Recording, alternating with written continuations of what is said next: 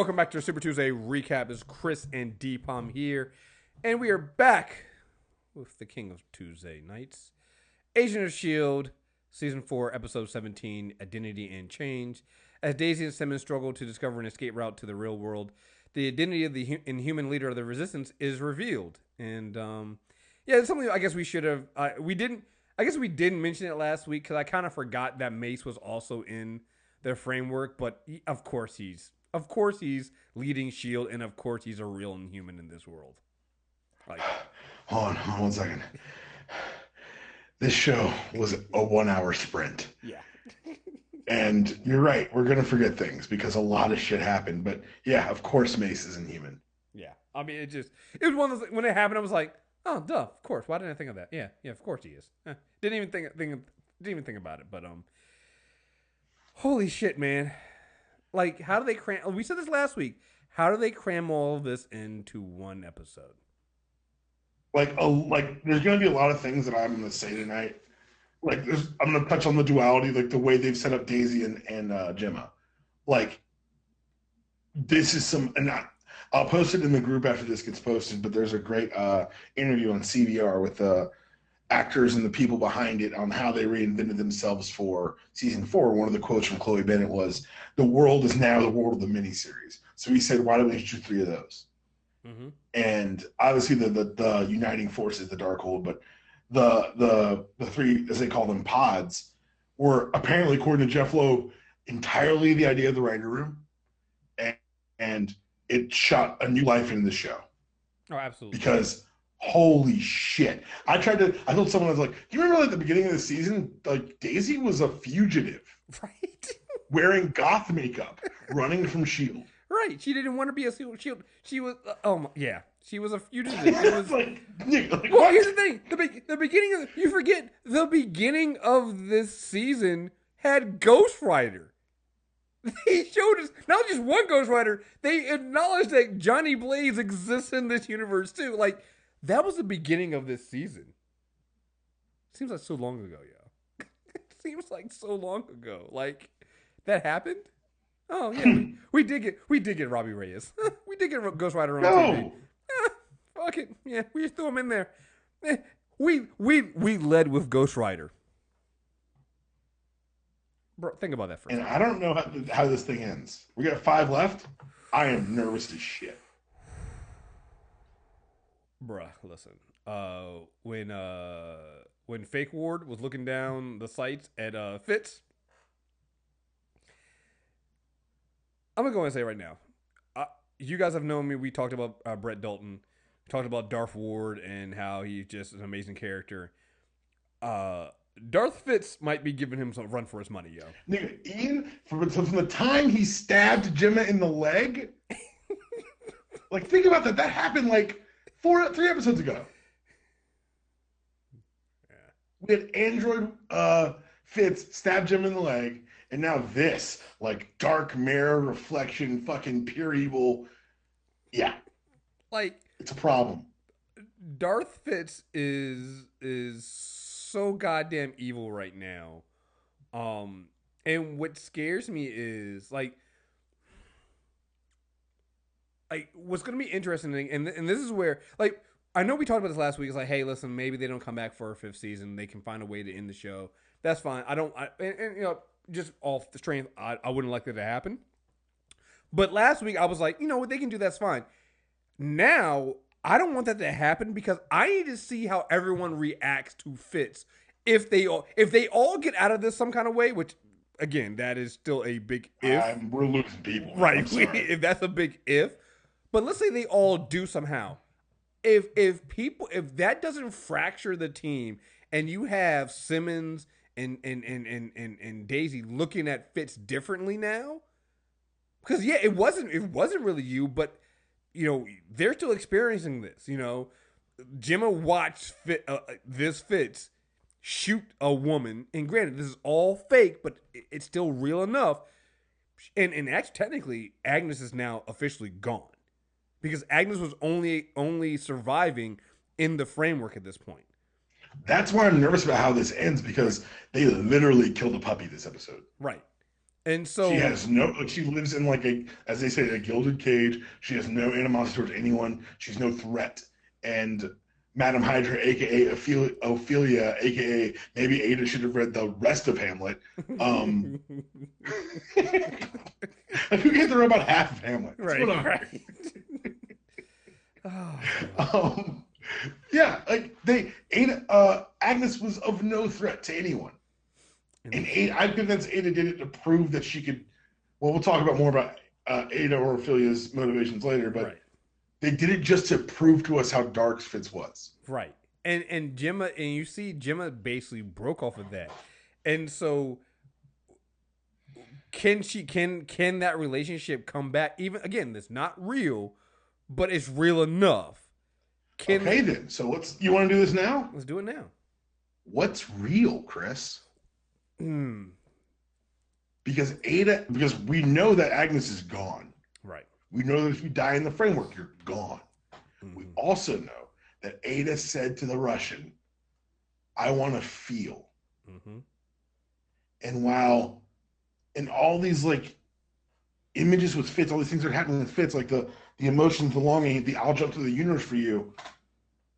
I question if, and this is kind of, I'm sure they'll address this, are Ada's machinations inside the framework actual feelings or further programming? Mm-hmm. Because you saw her tap into something when Radcliffe called her Ada. Oh yeah. The artificial part.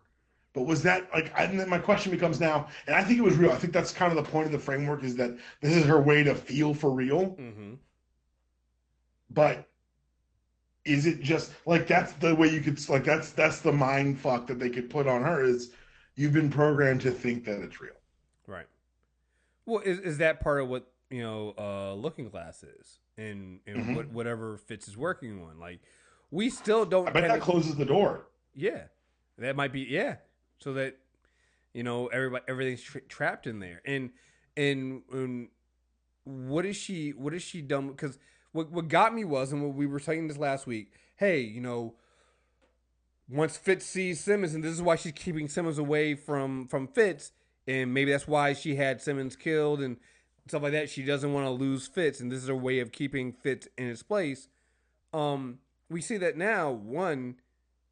Just seeing Simmons and like, you definitely get some scenes where you can tell that Fitz is having some doubt a little bit there, but clearly not enough to completely turn him. Yeah. But you also see that Fitz's resolve is pretty clear, and that he knows some story that Ada has told him about coming over. So what is it that he knows? Has he been told that it's a different universe? Has he been told that it's the frame? Like, what has she told Fitz about where she came from? Because like, she tells us, "Oh, I was a slave. I was this." What does Fitz know? What has she told him? Because he's known something. Could it be that Fitz actually does? Could it be that does Fitz even think that he's a real person? I have no idea. Could it be that she told him, "I escaped that world and I came in here, and you all are avatars, and you've helped me create my..." Like, Fitz could think he's some kind of... How much does he know? How much? Yeah, exactly. How much is he? And we don't know. We just know that he's loyal to... he is very, very loyal to Madam Hydra. And because there's a lot of stuff that was said that he doesn't faze him. Like, when you're having that entire conversation with Radcliffe, he's not phased at all, really. You think he does, but he's like, "Oh no, fuck it, no. You think you know me, but you don't." Like, is it that wouldn't that be the fucked up thing that Ophelia has convinced Fitz that she's real, but but that he's the artificial intelligence. Nothing like that, right? Right. Like, it's a very... I like how they're doing it, because like, I don't know. Like, I don't want to say confused, because that makes it seem like it's a negative, but I just don't know. I have no idea. You know what it is? We're engrossed, because like, literally, like, I remember when Mac said Daisy Johnson, I cheered. Dude, I was like, I was like, I don't know, dude. That seemed too easy. I wanted to believe, man. But see, that's the thing that makes this so intriguing, right?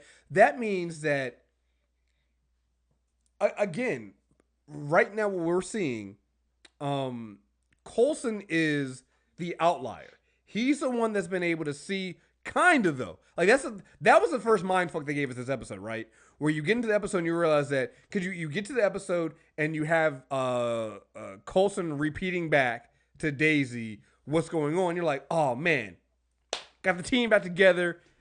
Director Coulson is together. We're good. We're gonna get this. Oh wait, no, he's just repeating back what she's saying. He doesn't really, really, truly understand what she's saying. And then they do that one thing where he talks about the soap, and you're like, oh, you're crazy. Oh, you're a crazy person. Like, you are a conspiracy theorist, and you are out of your goddamn mind. Fuck, we don't have Coulson back. So you have a Coulson who is kind of getting things back, like muscle memory, like when he did with the gun and things like that. Yeah. But everybody else, though, is way tougher than that. So you've had the team interact with them. They don't remember. You've had things that you thought was going to trigger them, and they haven't triggered them. They play with your mind like they did with the Mac. And you're going, well, maybe Mac understands. Maybe Mac gets it because when Mac is dealing with his daughter, you hear him say, "We got to keep her head down. We got to do what we got to do." You're like, well, maybe Mac gets it. Maybe Mac understands that this world isn't real, and that he's just going along with it because he gets his daughter back.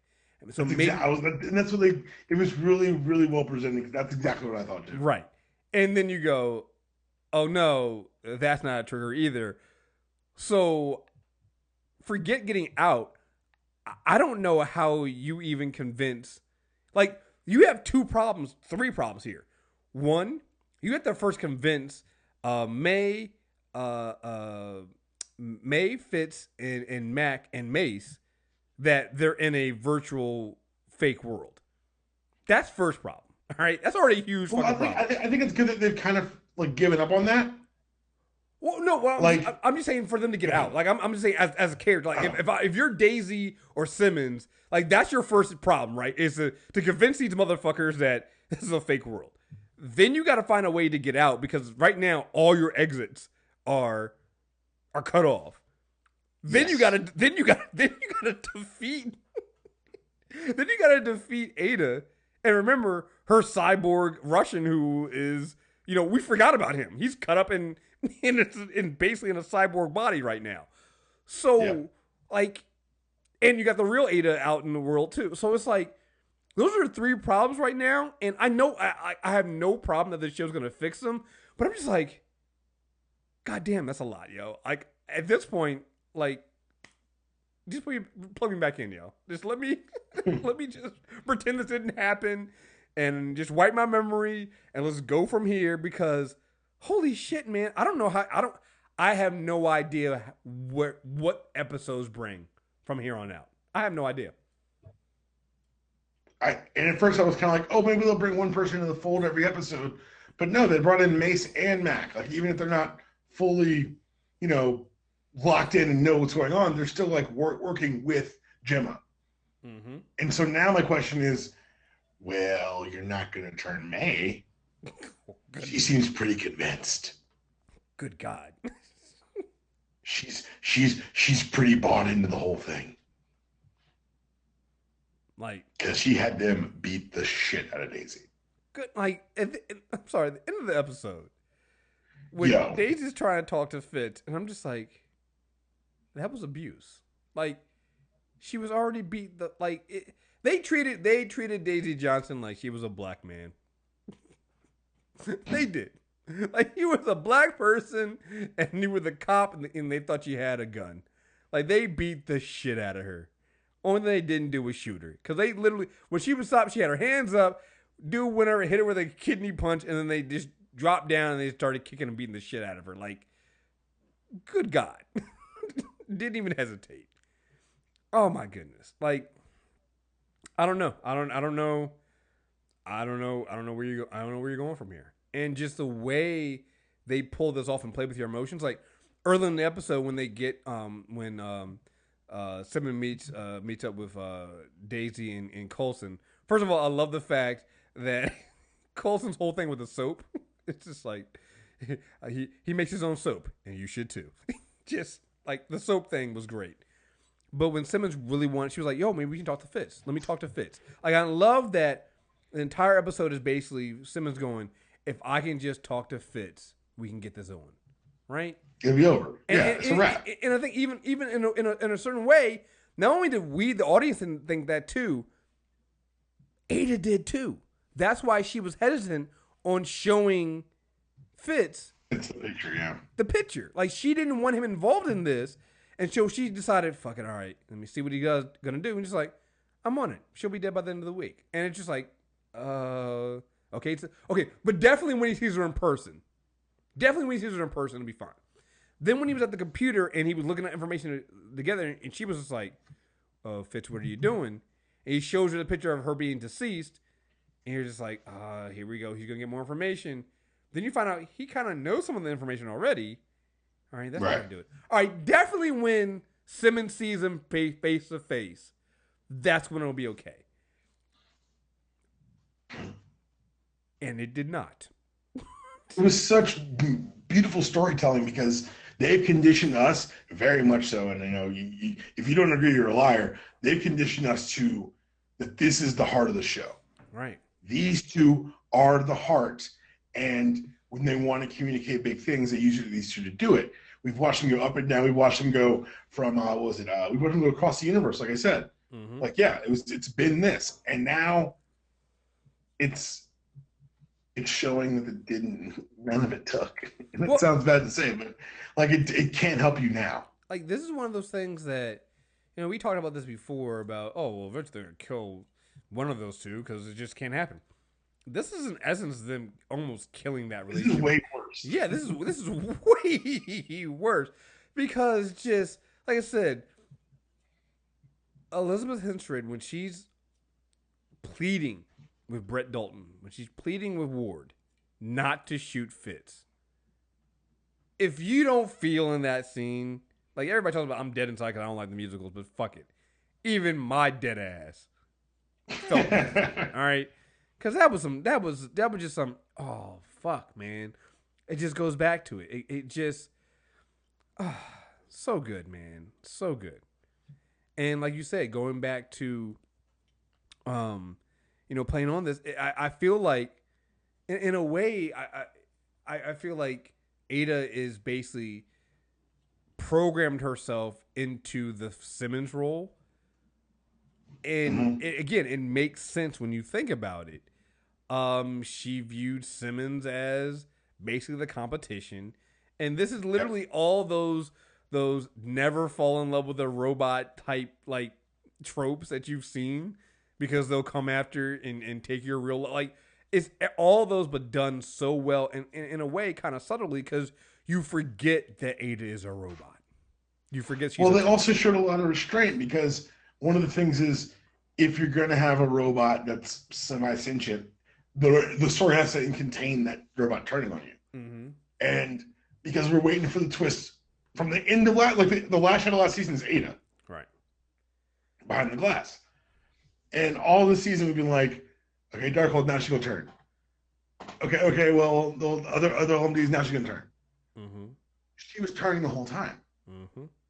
It was a real slow turn all of a sudden you're like, oh shit, wait a second. She turned evil a while ago. Yeah, when she was talking to Radcliffe, you get to tell this is pent up frustration. You kept her in a closet. I'm like, shit, you did keep her in a closet. Like, that is actually what you did. You did treat her like she was the help. Fuck, you kind of did do that. The A does stand for artificial. Fuck, she's got a point there. Sometimes it's okay to lie to save a life. You did teach her that. Like, this is all stuff. No, when she starts quoting him, I'm like, oh man. Yeah. I was like, well, this is literally everything you did. And when you think back to it again, Fitz was the one that always was a little bit more caring towards her. So it makes sense that she would kind of fall in love and try to build this life with, like you said, it's been an actual slower burn than we gave it credit for. And it makes so much sense. Like when she goes, "You basically enslaved me, and I was your slave." In fact, that's a bit over. I'm like, oh well, actually, no, it's not. You kind of did. You treated her like a slave. You would like. There were times you go back and watch the season, you'll see Ratcliffe raise his voice and talk in the way he talks to Ada or about Ada, and then come back and watch this episode, and you're like, oh no, no, Ratcliffe, you kind of deserve that shit. And It's like I always say, she's a toaster, but I would never say that to her face. right, right. Radcliffe continued to treat her like a toaster. I understand the impulse, but I'm just saying, like, come on, dog. And you got to think about it. If we, what do we find out that? Because we know that he made different models of Ada and stuff like that. What do you find they all kind of had like a shared consciousness among them? And think about how many times Radcliffe had literally sent an Ada to do a job, like when that one got blown up in for trying to steal the Darkhold and got her head cut off. Like all this stuff, if they're all sharing these memories and these things, you're seeing how Radcliffe literally treated her as a disposable unit. She saw how Radcliffe treated the LMD May. Right. You know? So she's seen all of this stuff. And yeah, you could see how she's turned. Like you said, it's been a slow turn. Like we've been thinking about this with the Darkhold. But honestly, if you think about it, you know, Ada's been looking for a way to get around her programming, and it wasn't until that one moment where she was able to ask Radcliffe that question that she was able to get freedom. Right. Like him solving that paradox for her is what got her freedom. And like you said, man, it's yeah. This was it's a lot here, man. There's a lot. Like, I mean, I know we're kind of like all over the place a little bit because a lot happened here. Like, it's like for me thematically, the best thing about this episode is that the juxtaposition of Daisy being able to trust someone she hates, and Simmons not able to trust the man she loves. Yeah, when you think about it, yeah. Like, it's so well done. Like, it's such a... And then even, like, by splitting them up, I was like, well, bravo, that was brilliant. You have to split them up. Because that way it's even more starkly told. Like, yes, Daisy's in a bad way because she's getting tortured and she found she's potentially human. But at the core of it, she's got people inside this reality who care about her and who are coming for her even though she doesn't want them to. Simmons is literally a dead person in this reality. Right. She's literally walking around like she's dead. She's literally a dead person. Yeah. She could not be more alone in this reality, but she has this unbridled, clearly baseless hope that if she just sees Fitz, it's all going to be okay. And Mac, man, Mac. We'll get the Mac in a minute.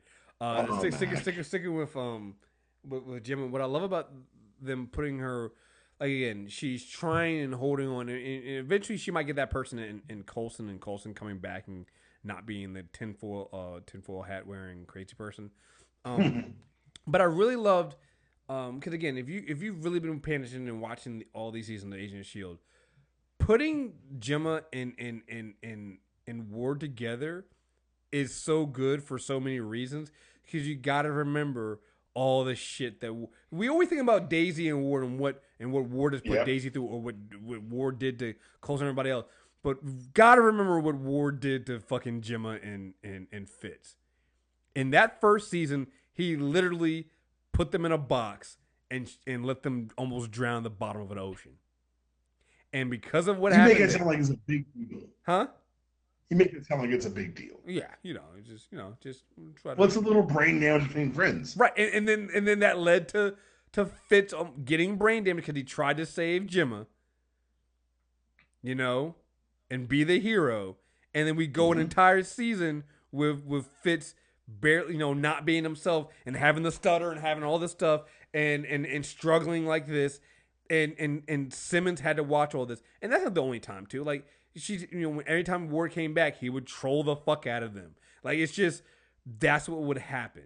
And so Gemma has a very high level of disgust for Ward. And here we are in a world where, honestly, the person who has her back and Daisy's back is actually Grant Ward. And It's like when he started talking about something, when he goes, "I'm sorry," and her look on her face was just like, "The fuck you apologizing for? I should have been there for Daisy," and she just literally couldn't take it because here you go, you have because think about it, she's trying to get to the man she loves, who is real, and here she has to talk to this manifestation of this evil person, but he's good and he loves Scott. Like it is just it's so good, and her having to deal with that shit, you know. And then having to literally beg for Ward once again not to kill the man she loves. Yep. And this time, he wouldn't necessarily been 100% wrong. Son of a bitch. like the acting on the show, like you couldn't just get regular people to do this shit, man.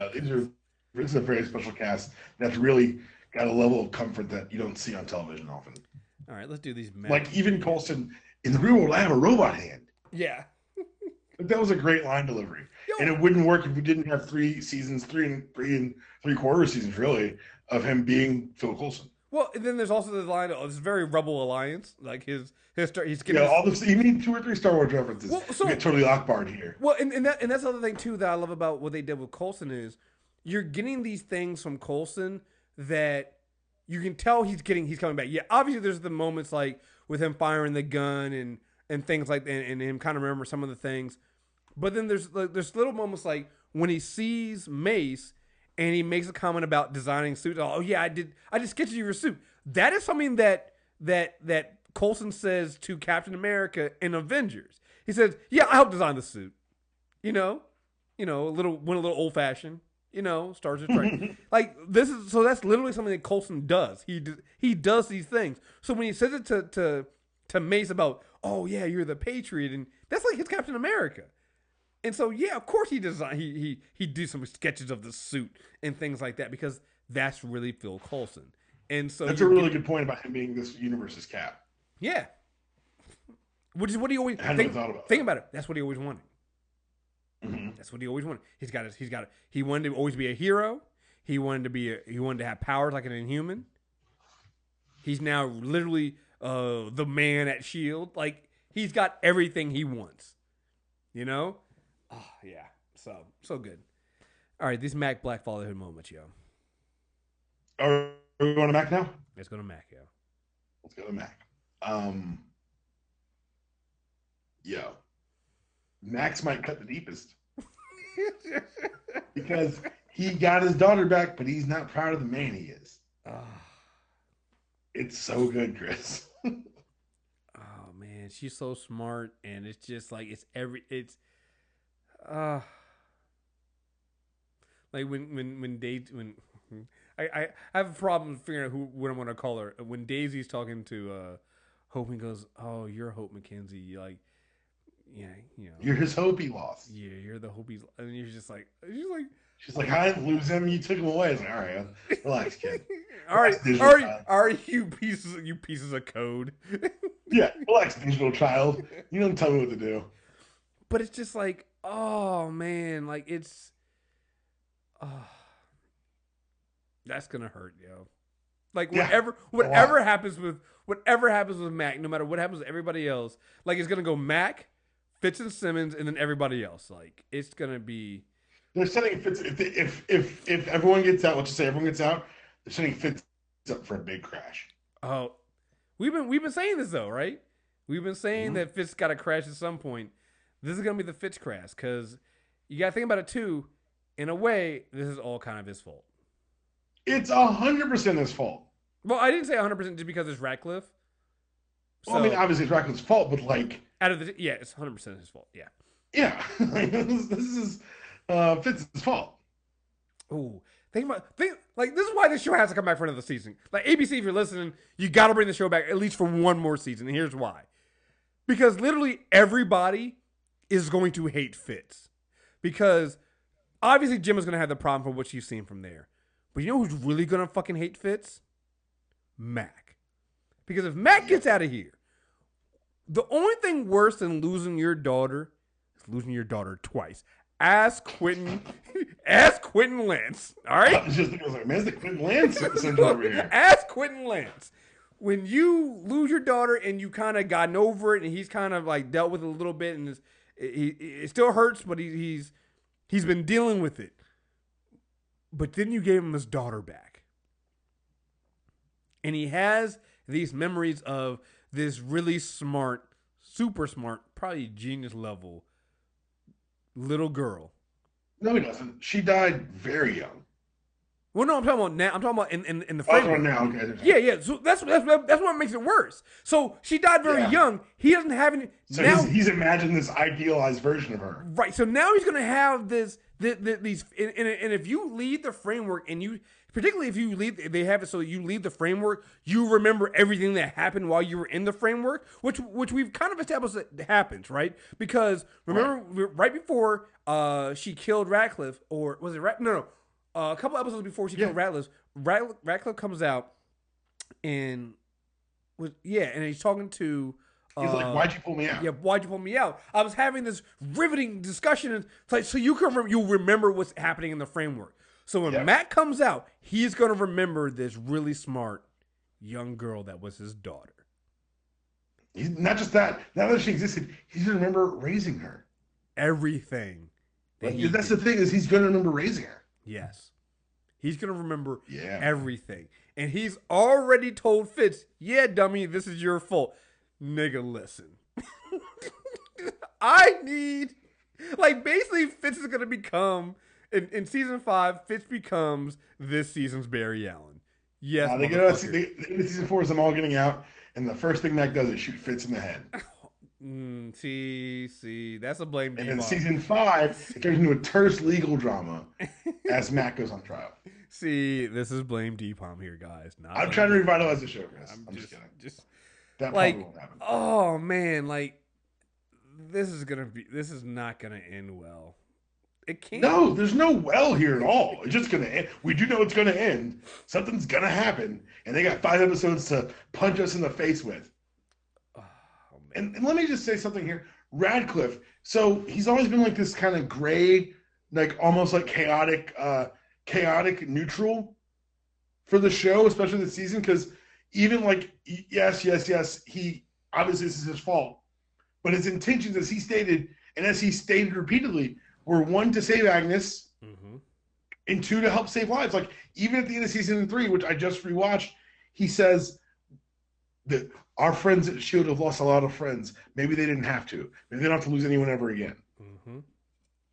And when he's talking to Fitz and trying to get through to him, it reminds you of what a nuanced character they portrayed him as. Yeah.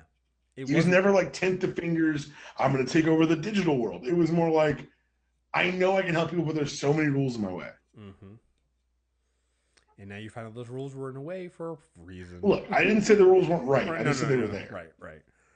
Oh man, no, him begging Fitz, like, I know you're not, like, he again, maybe watch football, real football, right? And you know, and here's the thing, maybe in the end it is Gemma that brings Fitz back, because what I'm thinking we're gonna see is we've seen Radcliffe beg, we've seen Daisy kind of, we're gonna see Daisy kind of beg Fitz, not get through to him. At some point, they're going to catch up to Simmons. And it's going to be... Here's the thing. Oh, God.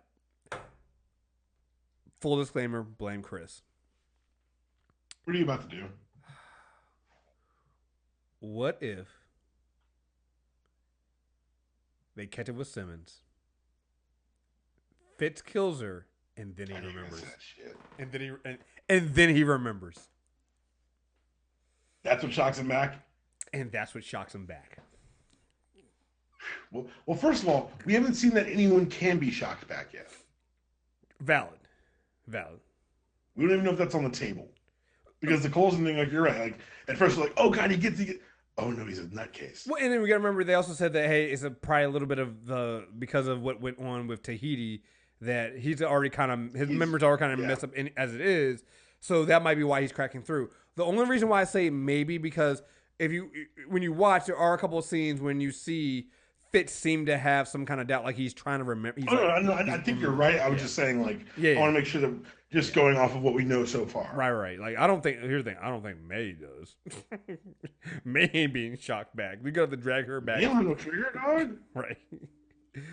Oh, man. Unless it, ooh, that would be a good one. Oh, man. So I'm just killing everybody. Unless something happens and Mac's daughter dies in the framework. Or May's, yeah, that could be it.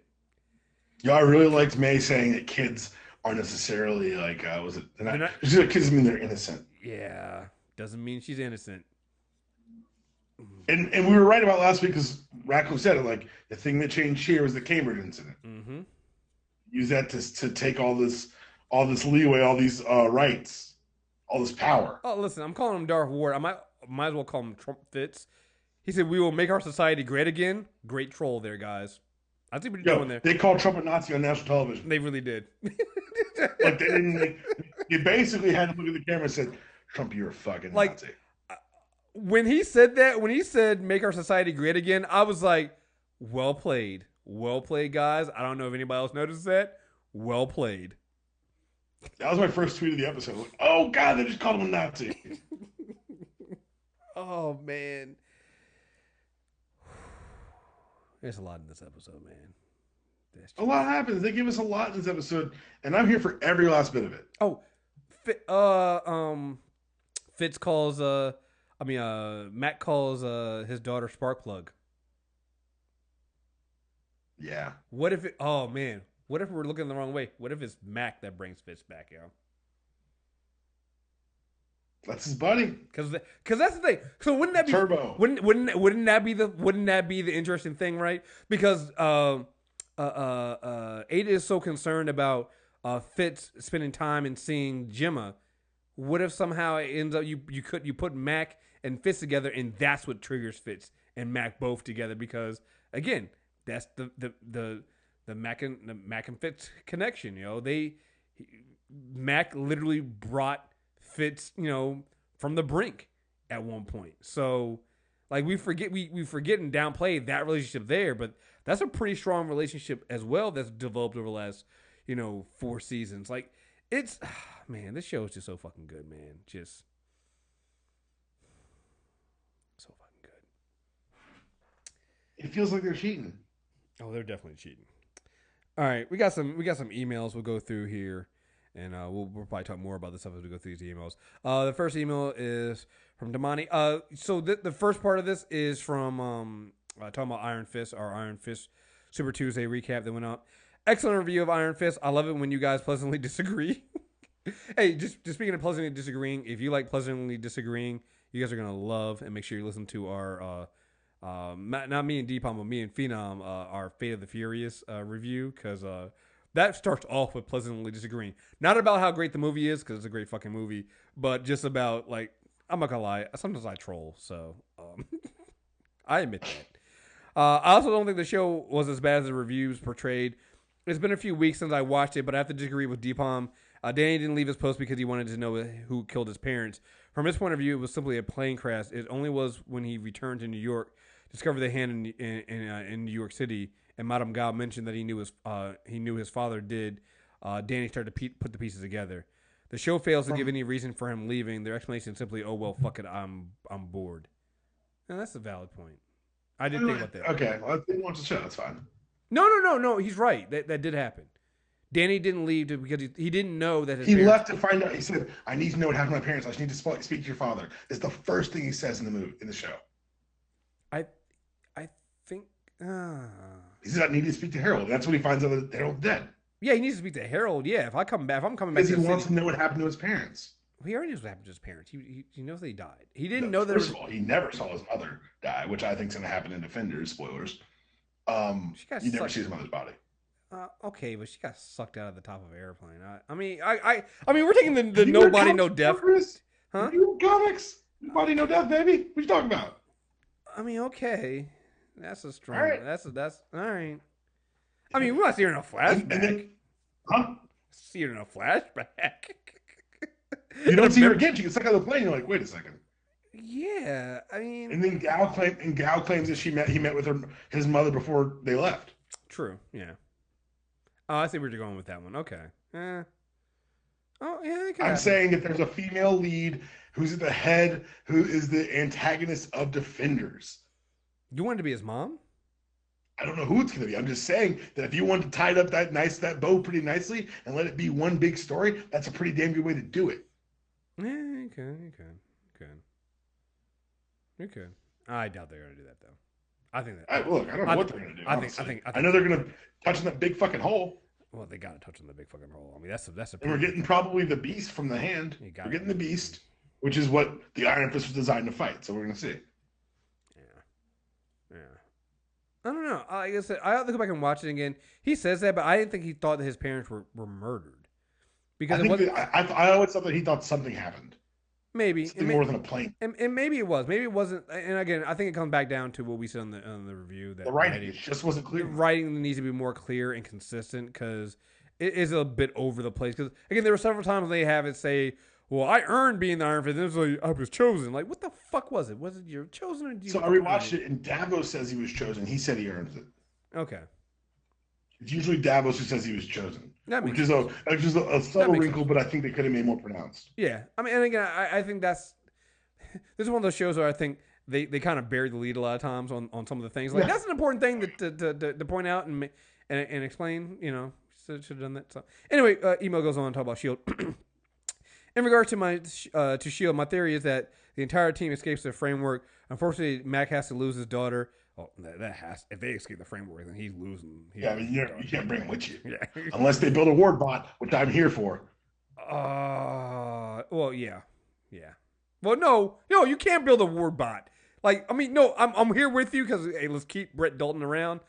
But that would literally be the dumbest idea ever. Like, that is worse than anything they've done with Ada. You cannot. Gemma, look. If we can get Ward back, and if he's the best part of all our memories, this would be the perfect type of Ward. But as Gemma said, Wards always betray you because that is what they are. That is in their DNA. That is what they are built to do. That's what Ward's gonna do. You do not build a Ward bot. Let's not do that.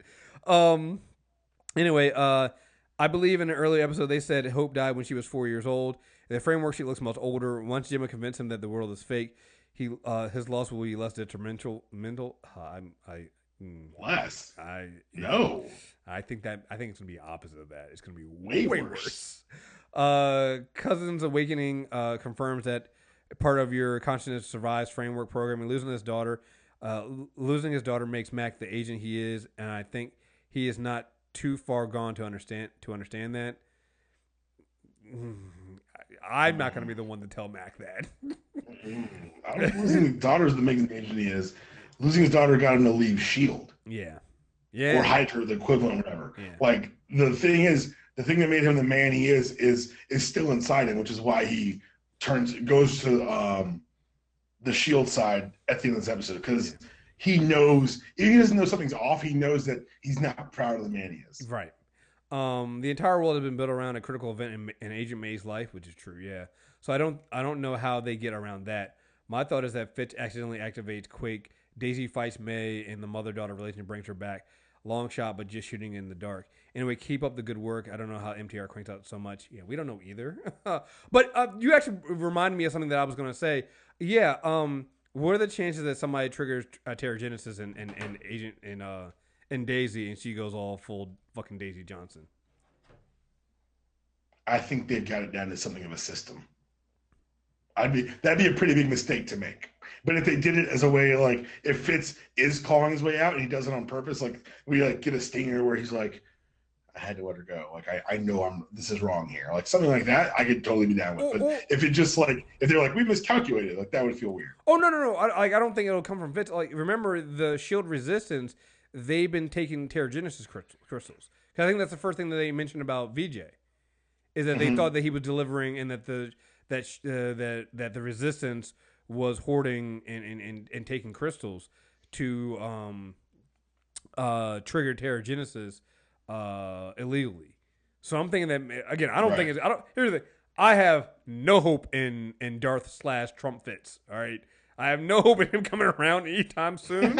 So that one fits. Right. Yeah, that is not going to happen. So at this point, it's going to be a matter of them, like, again, at this point, and you would think that, again, it's weird because how much does Ada know and how much is she allowing to go on? Is Ward's cover blown? You would think so, right? Right. That's what I'm thinking. Ward's cover's got to be blown, right? You would think so, but if it's not, then Ward can get in there with a crystal. But again, I don't know. It's weird. You got to see. But man. if Ward died to save Daisy, even in the framework, yeah, it's pretty good mindfuck. This is what this show is like subtitled. Agents of S.H.I.E.L.D. Mindfuck. Yeah, mindfuck. That's how it feels, man. This is from Shanna. Hey, fellas, please come up with a new tier grading for Agents of S.H.I.E.L.D. because it is beyond. Someone ship Ian and Emmy and Oscar and Tony just for a good measure. The writing is impeccable. The running joke of the soap, Daddy Mac body roll, and Ada basically making Fitz her lover. Amazing. It reminds me of the Vampire Diaries. Never watched the show. One of the characters has his memories altered by a siren, so all of his significant memories of the girl he loved were replaced with her. Yeah, that definitely sounds like what Ada's doing here. Also, the fact that Ada told Fitz about the other world so he'd be suspicious of everyone was brilliant. She's one of the best villains the show has ever had. I can't even speculate with this show because the writing is so good.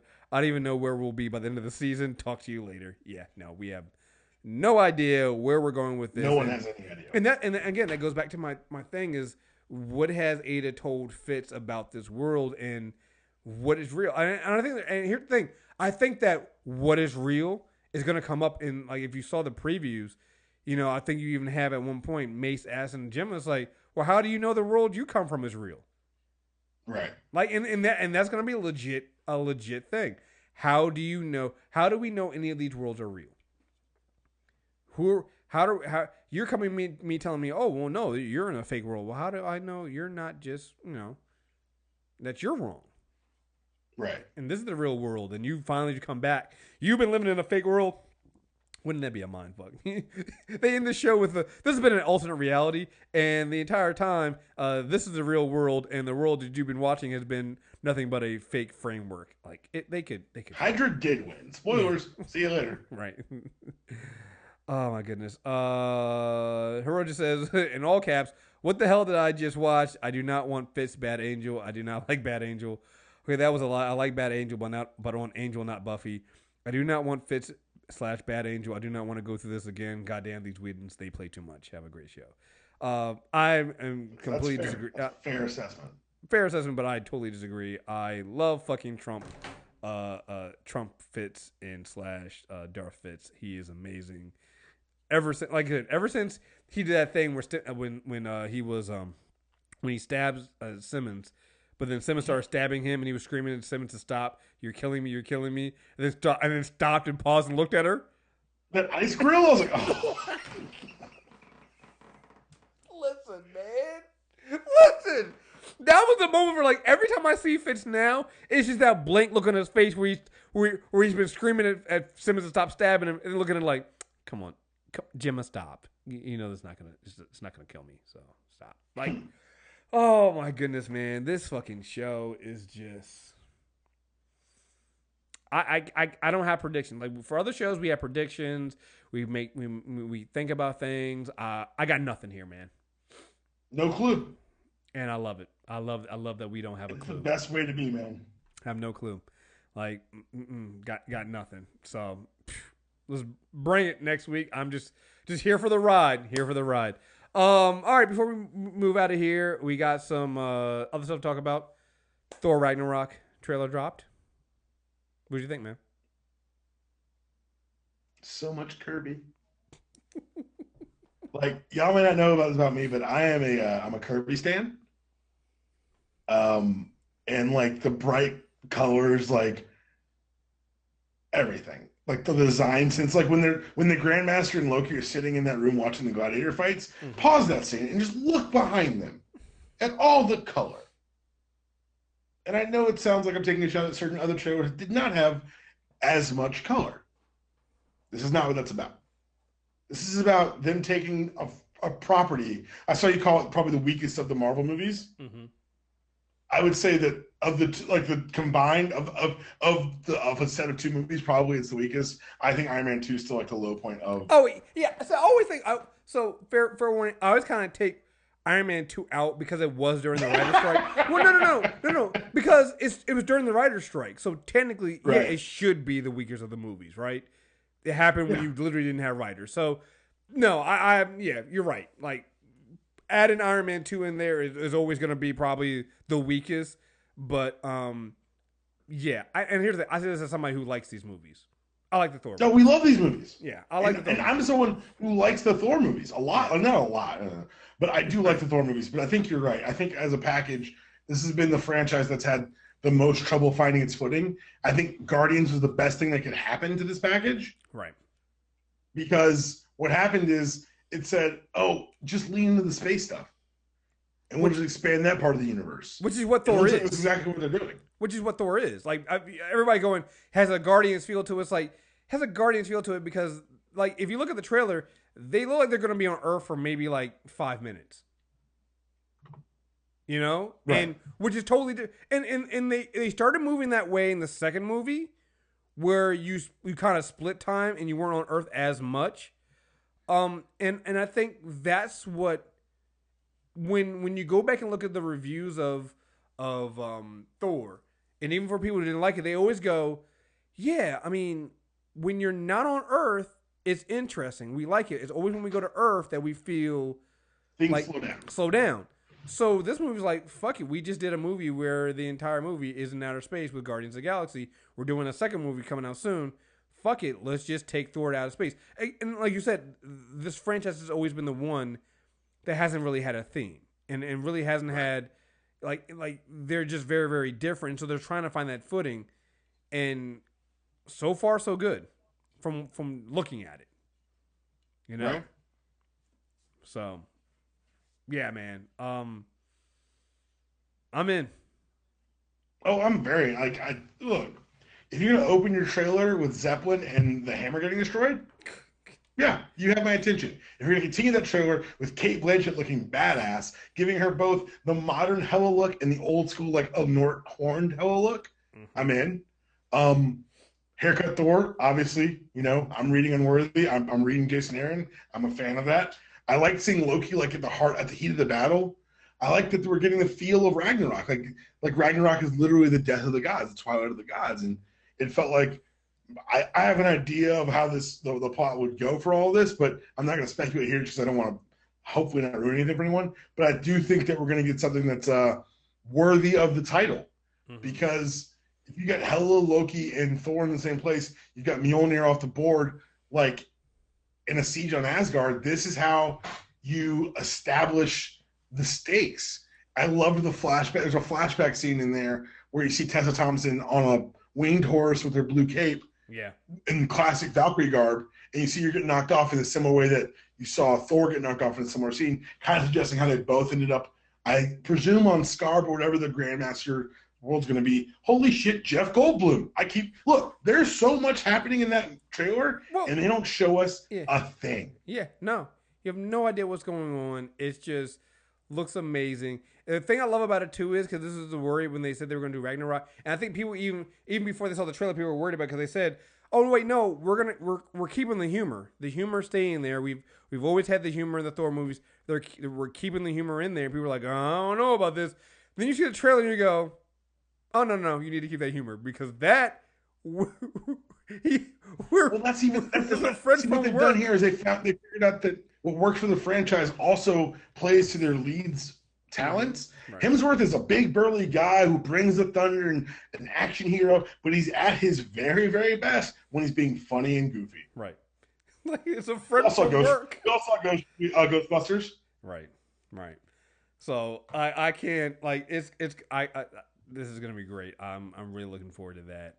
And shit, yeah, man. Let's do it. I'm in. I can't believe this. They really knocked that. Is it the most viewed trailer in like Marvel history or something? In 24 hours, yeah. Think about that. The Thor Ragnarok trailer. Like I said, that's got to be good. Again, franchise wise, weakest. They're weak. They're weakest out of the weakest out of the originals, right? Out of the ones they started with, the weakest. And you can't right now do another Incredible Hulk movie. So you put them in this movie, you instantly add it in there. And again, they think about how much has got to be in this movie if they show you the hammer being destroyed up front. Right. Up front. And so early. Yeah, you're right. like up front, that is what they're showing you is like, oh no. How did we get here? This is how we got here. That's off the board. Hold on for the ride. I didn't even thought about that because you're right. Think about what they didn't show us. Right. Like that's God, that's what they showed us. So yeah, man, just hold on tight, man. It's gonna be great. And just to throw it out there, because we brought this up there, I want you to see how because Marvel Studios has technically 3 movies coming out this year with Guardians of the Galaxy, Spider-Man, and then Thor Ragnarok. Look at how they release their trailers for this. Pay attention to how they stagger their promotions for this stuff. Then compare that to what you're seeing with WB and Wonder Woman. It's beyond just the trailers. Once again today, I saw another poster for Justice League. They're doing a social media campaign right now on Unite the 7. Which is, wow. Right now. Again, People will forget by November. So you're already kind of blowing your lead on that right now. You're because you don't have any schedule to it. You're starting this stuff, but you're getting drowned out because Marvel does have 2 other movies coming out, and so they can literally stomp on your good news. But more than that, Wonder Woman comes out in June.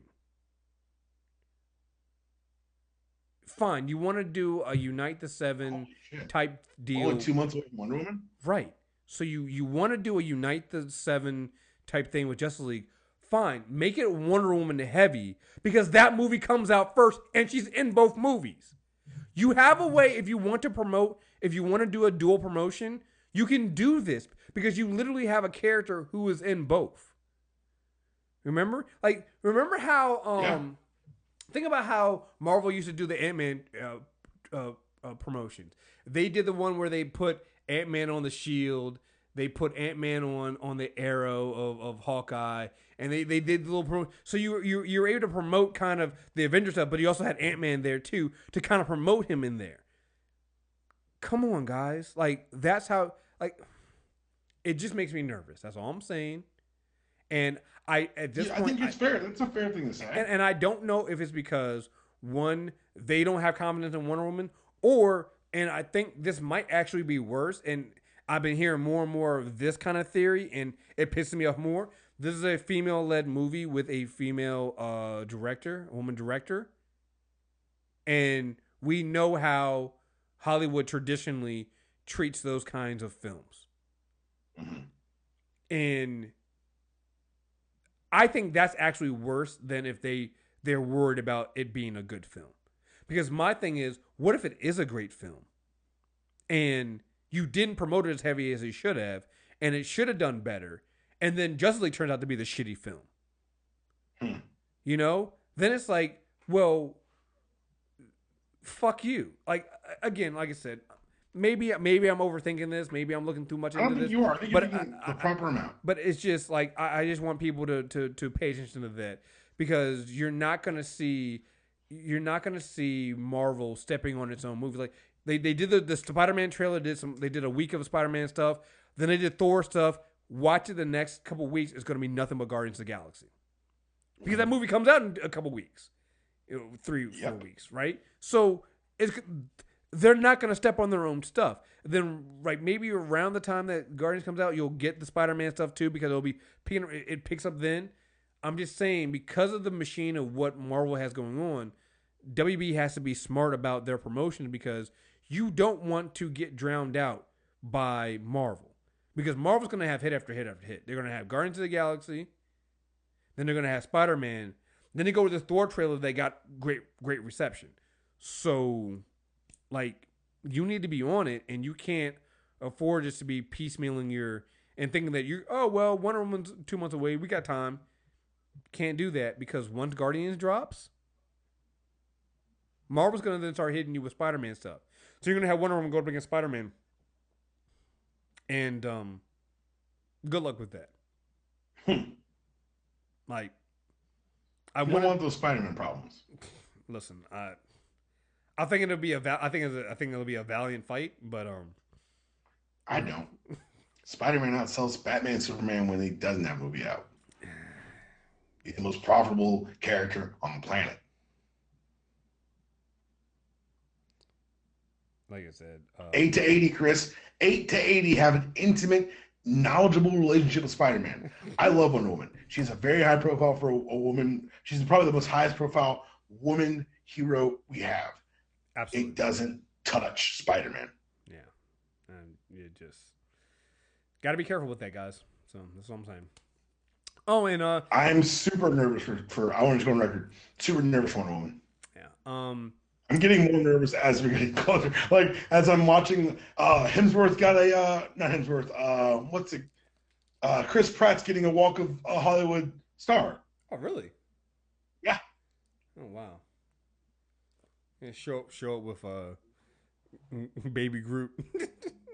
You know, you just like, dude, they're gonna put him on give him a Hollywood star, and then the movie's gonna come out. Yeah.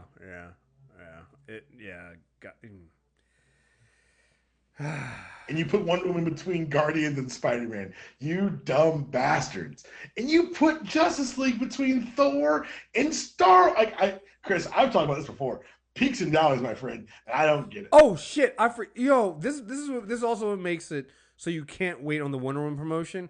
I just thought about it. The Star Wars celebration is this month, which means that Star Wars trailer is coming this month. That first Star Wars trailer this week, Chris.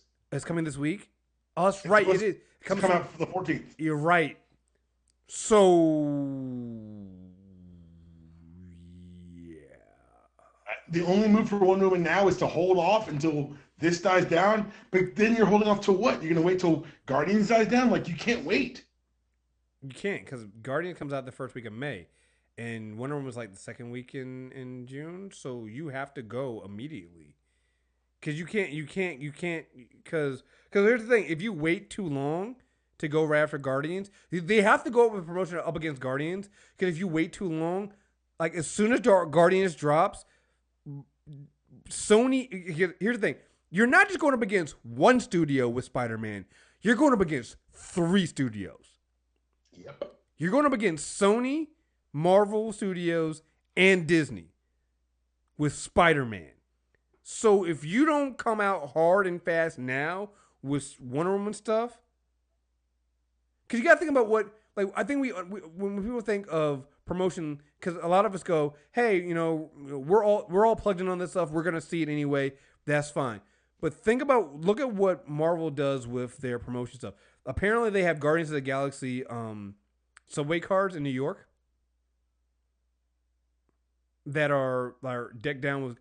Remember when they did the Ant-Man promotion? They were putting a little mini, like, all over San Francisco. Yeah, we downplay. We don't talk about because again, I think most people think we're talking about trailers.